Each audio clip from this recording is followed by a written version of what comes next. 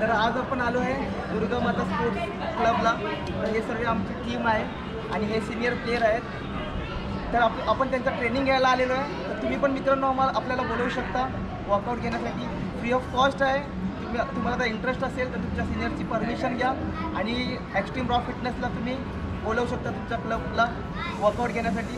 So मित्रांनो जरूर या सर्वांनी. तर